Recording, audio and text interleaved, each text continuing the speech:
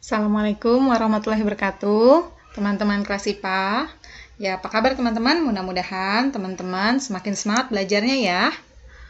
Ya, kali ini kita mau ngebahas soal ucun kedua tahun 2020 dan ini adalah paket B-nya. Kalau sebelumnya kita bahas yang paket A, ini adalah paket B yang diuji cobakan di Jakarta dan ini adalah part pertama. Oke? Sebelum dimulai, kita buka dulu dengan basmalah. Bismillahirrahmanirrahim. Ini penampakan soalnya ya. Oke, kita langsung ke nomor 1. Nah, ini ada gelas ukur menunjukkan hasil pengukuran volume suatu benda yang dilakukan seorang siswa. Nilai volume batu adalah, jadi untuk mengukur suatu benda padat, nah ini bisa dengan menggunakan gelas ukur. Ya, caranya, jadi yang pertama gelas ukurnya diisi dulu dengan air. Kemudian dibaca sebelah sini yang kiri, ini adalah 50 ml.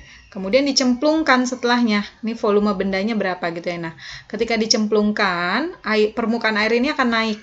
Nah, akan naik. Ini kita baca adalah kalau ini 60, 70 di sini ya, tapi ini belum sampai ke atas. Ini setengahnya nih. Ini adalah 75. Oke, maka volume batunya otomatis adalah selisih yang ini, yaitu 75 kurang 50, 25 ml. Nah, ini pernah juga ditanya di soal UN, tapi menggunakan satuan internasionalnya. Kalau ini kan mililiter, bukan satuan internasional dari volume. Satuan internasional dari volume, karena volume adalah turunannya panjang, jadi satuannya adalah meter kubik. Ya. Nah, mililiter ketika dikonversikan nanti ke meter kubik, itu harus dibagi dengan 1 juta ya. Jadi 25 dibagi 1 juta. Oke, tapi karena ini tidak meminta kita untuk mengkonversi ke satuan internasionalnya, jadi kita langsung bisa jawab ya, 25 ml. Oke. Next ke soal nomor 2. Oke, ini gambar termometer. Nilai T pada termometer Fahrenheit menunjukkan suhu. Oke, ada 2 termometer. Yang di sini Celsius, kemudian Fahrenheit. Nah, ketika suhu 0 derajat, yaitu suhu air membeku, ya 0 derajat, atau suhu es mulai mencair ya, atau disebut juga titik bekunya es. Nah, pada Fahrenheit itu titiknya setara dengan 32. Nah, di 70 setara dengan berapa sih gitu ya. Nah, oke. Sekarang kita bikin dulu perbandingannya. Jadi perbandingan termometer Celsius dengan Fahrenheit adalah 5:9. Dapat dari mana 5:9? Oke, kita review sedikit ya. Jadi perbandingannya itu didapatkan dari selisih termometer di titik didihnya dengan titik bekunya, titik beku es. Oke.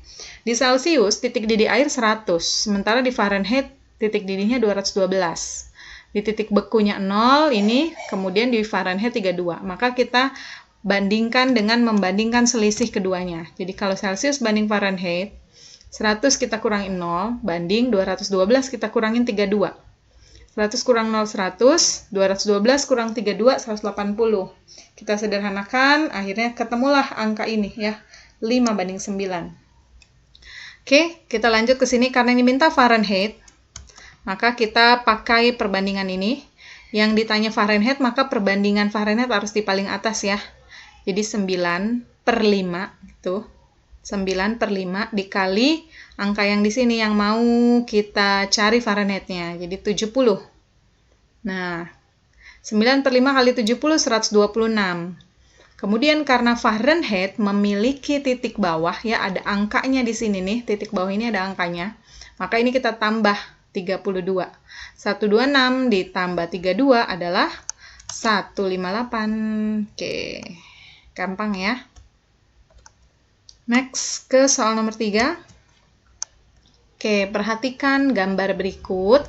Jika pakaian itu dijemur dalam waktu yang lama, pakaian akan cepat kering yang mana gitu ya. Nah, ini ada banyak pakaiannya, warnanya, lebih kepada warna.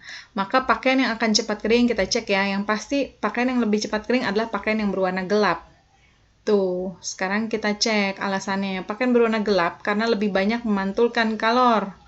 Salah ya, ini bukan memantulkan kalor. Pakaian berwarna hitam karena lebih sedikit menyerap kalor. Tidak ya, jadi pakaian berwarna gelap ini akan lebih cepat kering karena lebih banyak menyerap kalor. Itu makanya kalau kita menggunakan warna hitam atau warna gelap di tengah terik matahari itu terasanya lebih panas karena memang dia menyerap kalor. Kita cari di sini yang lebih banyak memantulkan, salah ya. Ini lebih sedikit, bukan. Yang lebih cepat kering putih udah pasti salah. Berwarna hitam karena lebih sedikit menerima kalor, ini juga salah. Jadi ini tidak ada jawabannya ya.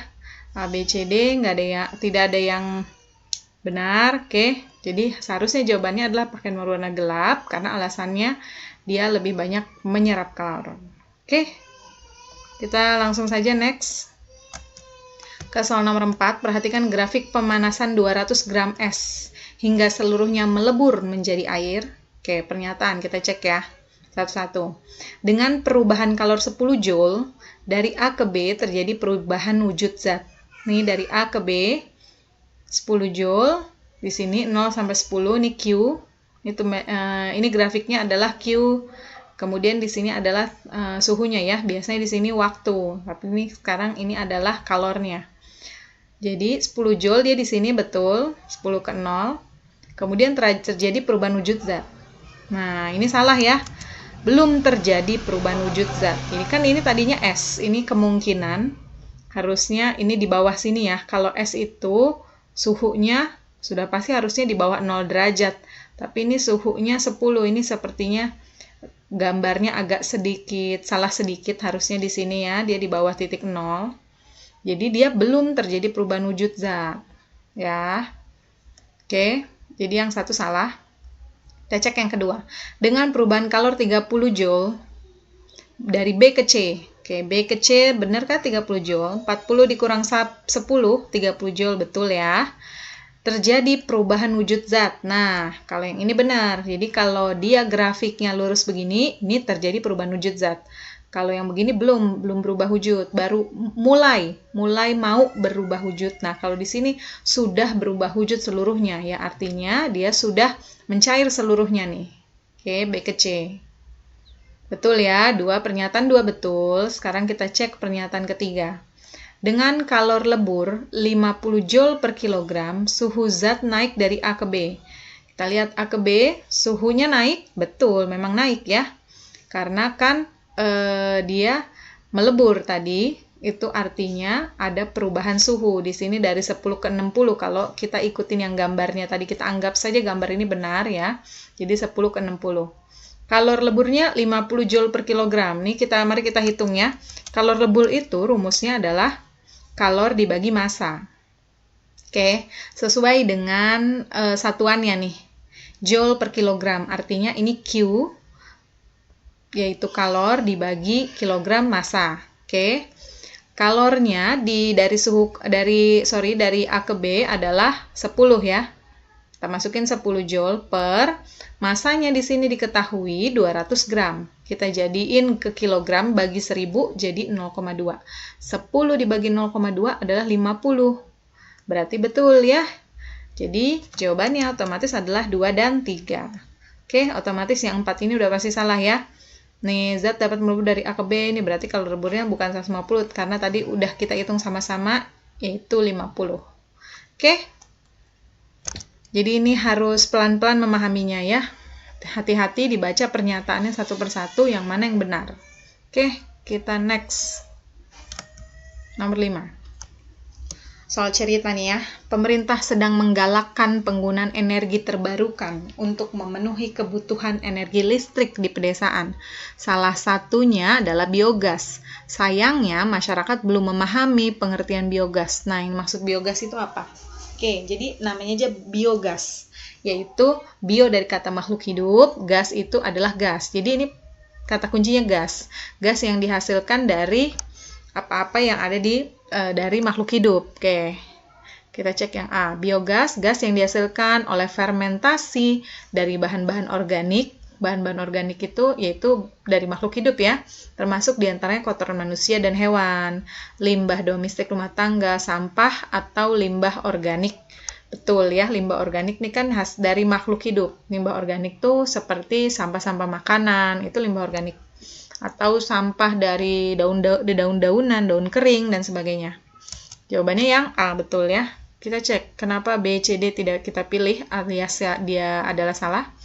Biogas merupakan gas yang dihasilkan dari bahan-bahan fosil. Nah, ini udah salah ketahuan ya. Dia bukan dari bahan-bahan fosil. Kalau ini kata kuncinya terbarukan, ini tidak cocok dengan fosil. Karena fosil adalah energi yang tidak dapat diperbarui. Atau butuh jutaan tahun untuk bisa dihasilkan kembali. Jadi bukan. Oke, yang C. Biogas merupakan gas yang dihasilkan oleh fermentasi dari bahan-bahan organik termasuk diantaranya kotoran manusia dan hewan yang dicampur dengan pupuk dan air sehingga menghasilkan energi listrik. Tidak harus di energi listrik ya.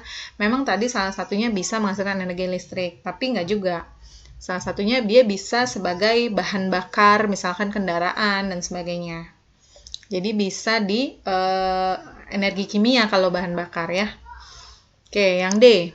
Biogas merupakan gas yang dihasilkan oleh fermentasi dari bahan-bahan organik, termasuk diantaranya kotoran manusia dan hewan, dan disimpan ratusan tahun. Nah, ini salah juga ya. Dia nggak perlu disimpan ratusan tahun. Dia fermentasi itu cukup berapa lama, berapa hari, kemudian dia sudah bisa jadi. Nggak perlu ratusan tahun, oke? Kalau ratusan tahun, tadi kembali lagi, maka tidak masuk dalam klasifikasi terbarukan. Karena terbarukan klasifikasinya itu artinya dia dapat diperbaruinya secara cepat. Tidak membutuhkan waktu yang terlalu lama. Oke? Kita lanjut ke nomor 6. Tini melakukan percobaan dengan menggunakan bola dengan lintasan seperti pada gambar. Oke, ini adalah bagian dari materi gerak ya. Oke, kita sambil bayangin. Ini bola kalau dijatuhkan, digelindingkan ke sini lewat turunan, sudah pasti kecepatan bolanya akan makin cepat. Maka disebut GLBB, dipercepat. Kemudian bolanya melintasi lagi, ternyata nanjak dia nih. Maka kecepatannya pasti makin lambat, disebutnya GLBB diperlambat. Kemudian di jalanan yang lempeng nih ya, maka GLB karena kecepatannya tetap. Nah, kalau kita gambarkan dalam grafiknya adalah grafik kecepatan terhadap waktu, maka kecepatannya sesuai dengan arti ininya ya. Maka ketika dia bercepat, pasti kecepatannya akan naik. Gambar grafiknya naik. Yang ini turun udah pasti salah. Yang D turun udah pasti salah. Kemungkinannya B sama C. Kemudian yang diperlambat, grafiknya berarti turun. Turun betul, ini turun betul.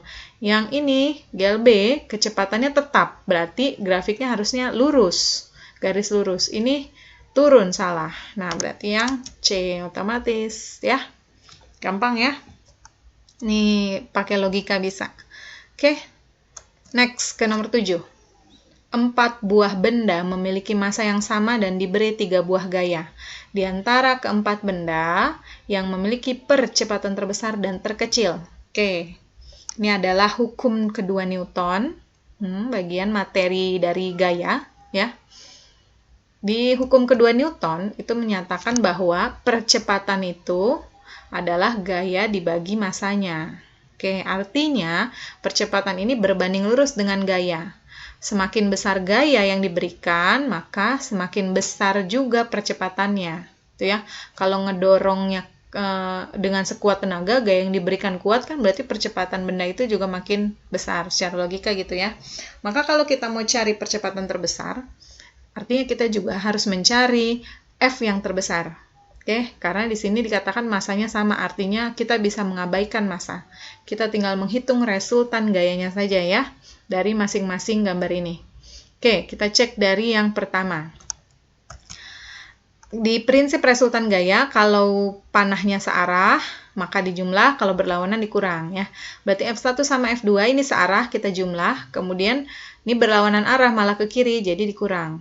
Maka 5 tambah 8 kurang 9 adalah 4 Newton. Yang kedua, ini panahnya sama semua, ke kanan semua, berarti searah semua, dijumlah semua ya. 5 tambah 8 tambah 5, 18 Newton. Yang ketiga, ini yang searah adalah F1 dengan F2, tapi berlawanan dengan F1 dengan F3, kemudian berlawanan dengan F2. Jadi, 5 ditambah 10, kemudian kita kurang 5, hasilnya 10 Newton.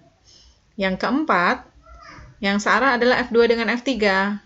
Kemudian ini panahnya berlawanan dengan F1, maka F2 ditambah F3, 10 tambah 8 kurang 12 adalah 6 Newton. Maka yang terbesar adalah 2, yang terkecil adalah 1. Jadi jawabannya B. Oke. Next, ke-8. Amir Budi Hussein mendorong meja. Jika Hussein memberikan gaya sebesar 40 Newton, usaha yang terjadi sebesar 120 Joule, besar perpindahan benda yang terjadi adalah, usaha di sini, maka usaha itu adalah lambangnya W ya, W sama dengan 120 Joule. Kemudian yang ditanya besar perpindahan adalah S ya. Jadi di konsep usaha itu adalah gaya dikali perpindahannya. Karena yang ditanya adalah S ya. Nah, tapi kita harus cari dulu nih berapa F-nya, karena F-nya itu adalah peran dari Amir, Budi, dan Hussein. Kita lihat di gambar. Sorry ini nggak tahu yang mana Amir, yang mana Budi ya, tapi ini Hussein pasti di sini ya. Hussein itu 40 Newton. Jadi ini karena dia berdua, berarti dia arah ke sana mendorong 45 Newton ditambah sama Hussein. Yang ini dorongnya ke sana. Jadi dikurang 25. Kita masukin angkanya Hussein 40, didapatkan resultan gayanya adalah 60 Newton.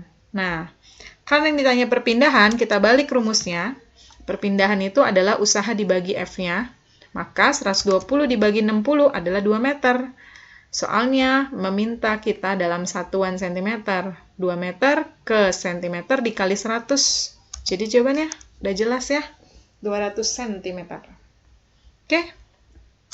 Next ke-9. Ini adalah soal dari tuas ya, pesawat sederhana. Saat titik tumpu digeser 10 mendekati beban supaya tuas tetap seimbang. Sebelum kita ke saat ini ya, ke kondisi yang titik tumpunya digeser ini, kita harus cari tahu dulu nih angka di sini karena ini belum ada angkanya ya. Ini udah ada, ini ada, tapi di sini belum ada.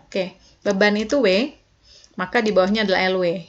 Kuasa itu F, maka di bawahnya adalah LF. Nah, yang kita cari adalah LF-nya ya.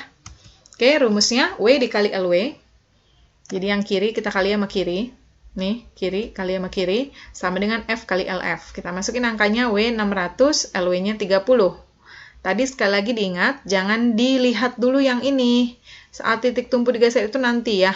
Kita cari dulu ketika kondisi awal dia belum digeser. Karena harus cari LF dulu. Kemudian F-nya 200 kali LF, maka LF-nya adalah 18.000 bagi 200, 90 cm. Nah, baru sekarang kita ke sini. Saat titik tumpu digeser. Saat titik tumpu digeser 10 mendekati beban, berarti gesernya ke sana ya. Kalau geser ke sana, berarti LW-nya otomatis jadi lebih pendek. Sementara ketika digeser ke sana juga, LF-nya menjadi lebih panjang. Nah, ini bedanya harus hati-hati ya. Ketika titik tumpu digeser, maka keduanya akan berubah. Tapi kalau misalkan beban yang digeser, nah itu yang berubah hanya LW. Atau kuasa yang digeser, yang berubah hanya LF. Tapi kalau ini adalah tuas di tuas jenis pertama ya, titik tumpunya di tengah-tengah. Ini berlaku untuk tuas jenis pertama, nanti tuas jenis kedua beda lagi. Nah, berarti LW-nya adalah 20 cm karena jadi lebih pendek, LF-nya bertambah 10, 100 cm. Sekarang dia minta supaya seimbang. Kita cocokin dari yang A ya. Menggeser kuasa sejauh 30. Tadi menggeser kuasa sejauh 30 mendekati titik tumpu. Tadi kuasanya adalah 100, LF-nya, Menggeser kuasa berarti ini hubungannya ke LF ya, panjang lengan kuasanya. 100. Ketika dia diminta geser mendekati titik tumpu sebanyak 30, berarti otomatis LF-nya adalah 100 dikurang 30. Nah, kita masukin angkanya ke rumus yang ini lagi, tapi kita rubah si LF-nya ya. Kita masukin yang A. 600 W-nya, LW-nya tadi sudah berubah pakai kondisi yang ini 20, sama dengan F-nya dikali, LF-nya jangan pakai yang ini karena dia minta berubah ya. Jadi 100 kita kurang 30. Nah, 600 kali 20 adalah 12.000, sementara 200 dikali 70 adalah 14.000. Salah, nggak sama ya. Seimbang itu prinsipnya dia harus sama kanan dengan kiri. Oke, sekarang kita cek yang B. Yang B menggeser kuasa sejauh 40, berarti ini juga LF-nya yang berubah. Kalau dia 40 mendekati, berarti nanti LF-nya adalah 100 kurang 40 ya. Oke, kita cek. 600, yang ini tadi, kita kali 20 LW yang kedua, sama dengan F-nya adalah 200, dikali LF-nya yang sudah digeser, yaitu 100, kita kurangi 40. Maka 600 kali 20 adalah 12.000, 200 kali 60, 12.000 juga. Jadi jawabannya otomatis yang B. Oke, nggak perlu kita capek-capek nyari yang C dan D ya, karena sudah pasti salah juga jawabannya yang B. Oke, next ke nomor 10. Oke, ini adalah aplikasi dari hukum Archimedes ya. Dari gambar yang memiliki gaya tekan ke atas terbesar sampai terkecil. Kita cek dulu, review dulu sedikit ya. Jadi, hukum Archimedes itu ada 3 kondisi kemungkinan benda ketika diletakkan dalam suatu zat cair. Ada kondisi di mana dia terapung, yaitu bila gaya angkat ke atasnya lebih besar daripada berat bendanya. Melayang ketika gaya angkatnya sama dengan berat bendanya, sementara tenggelam ketika gaya angkatnya lebih kecil daripada bendanya. Artinya dari konsep ini ya, gaya tekan yang paling besar itu adalah pada kondisi di sini, di terapung ya. Jadi gaya angkat terbesar pada kondisi terapung, sementara kebalikannya yang terkecil adalah yang tenggelam. Oke, kalau kita misalkan nih, dianalogikan, kita ganti angkanya misal berat bendanya semua 10. 10, 10, 10 ya. Maka melayang udah pasti sama 10. Terapung harus lebih besar dong, misalkan kasih angka 20. Yang ini harus lebih kecil, misal 5. Berarti gaya angkat yang paling besar, betul yang terapung ya. Maka kalau kita urutkan dari yang terbesar, sudah pasti 1, 2, 3. Jawabannya yang A. Oke. Next ke 11. Perhatikan gelombang berikutnya adalah gelombang transversal. Jika jarak Q ke V 120, Q ke V ya, ini Q sampai V, maka periode dan cepat rambat gelombang tersebut. Oke, kita cek dulu Q ke V ya. Sementara waktunya dari Q ke sini ya adalah 5 second. Oke. Kita buat dulu dari ujung sini ke ujung sini, jumlah gelombangnya kita hitung ya.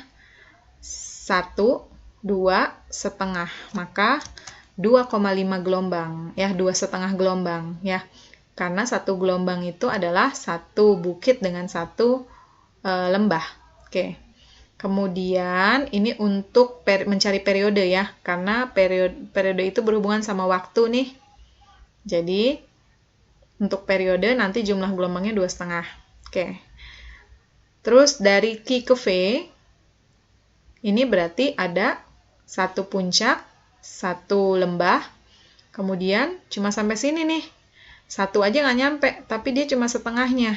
Ya, berarti ini kalau sampai sini, dia iya ada satu. Kemudian 1,5 gelombang kalau dari sini ke ujung sini.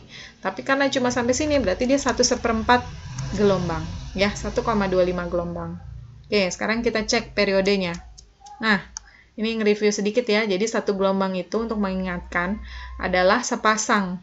Satu bukit, satu lembah. Itu namanya satu gelombang. Makanya tadi dari sini ke sini sampai ujung sini adalah 2,5 ya. Karena ada 3 bukit, tapi lembahnya cuma ada 2. Jadi dia 2,5. Oke. Sekarang kita cari dulu periode. Periode itu rumus adalah waktu dibagi jumlah gelombang. Jumlah gelombangnya mana? Yang ini apa yang ini? Nah, jumlah gelombangnya sesuai dengan di mana waktu itu berada ya. Karena waktunya sampai sini, maka jumlah gelombangnya harus sampai sini, yaitu 2,5. Kita masukin 5 dibagi 2,5, 2 second. Oke, berarti antara B sama C ya. Oke, sekarang kita cari cepat rambat. Cepat rambat gelombang itu rumusnya adalah panjang gelombangnya dibagi periode lambda per T. Jadi kita harus cari dulu nih lambdanya ya. Oke, kita cari ya. Lambda itu atau panjang gelombang adalah jarak dibagi jumlah gelombangnya. jaraknya ini tadi, jarak Q ke V 120. Maka jumlah gelombang dari Q ke V, kita nggak bisa lagi pakai jumlah gelombang yang ini ya. Ini khusus tadi untuk di waktu. Yang untuk jarak, dari sini tadi 1,25. Jadi 120 dibagi 1,25 adalah 96. Ini baru lambdanya. Yang diminta adalah cepat rambat. V itu rumusnya tadi lambda per periode. Panjang gelombang dibagi periode. Maka 96 kita bagi 2 adalah 48. Jadi jawabannya yang C. Oke, itu ya. Jadi kita ngerimain lagi, yang namanya periode itu adalah waktu yang dibutuhkan untuk melakukan satu gelombang. Makanya rumusnya waktu dibagi jumlah gelombang. Sementara yang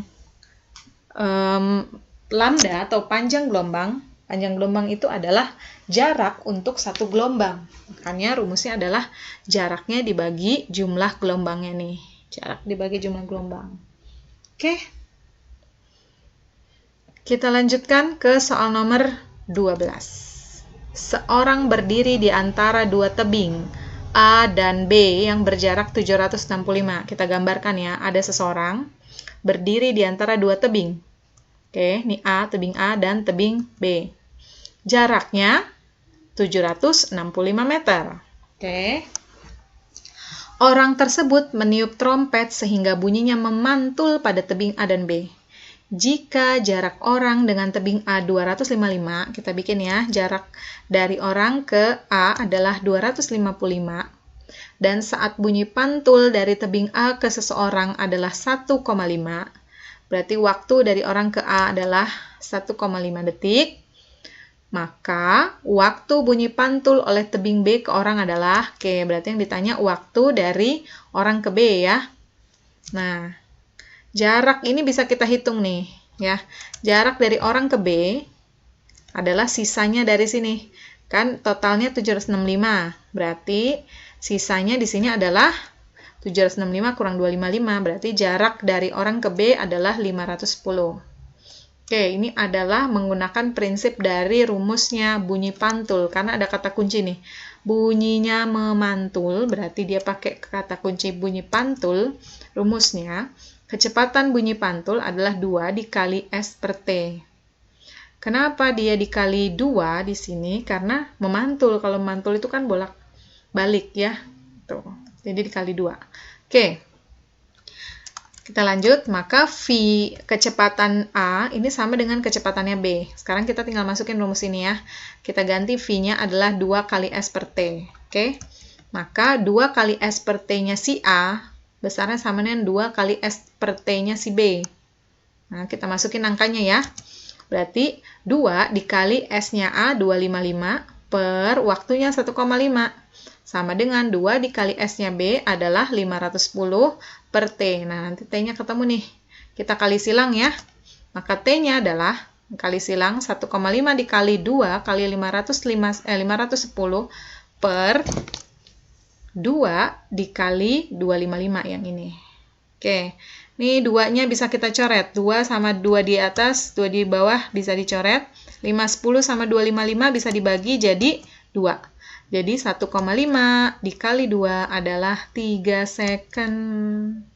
Oke, gampang ya. Ini mau pakai persamaan ini, atau mau cari satu-satu dulu boleh juga. Jadi mau cari V-nya dari rumus ini. V sama dengan 2 kali 255 bagi 1,5. Nanti V udah ketemu, kemudian buat mencari T yang di sini. Sama aja boleh kayak gitu. Oke, teman-teman. Ujian adalah keniscayaan dalam hidup kita, jadi jalani aja dengan sebaik-baiknya. Oke, sampai di sini dulu, kita lanjutkan nanti di part berikutnya. Mohon maaf kalau ada kesalahan. Semoga bermanfaat dan selamat belajar. Assalamualaikum warahmatullahi wabarakatuh.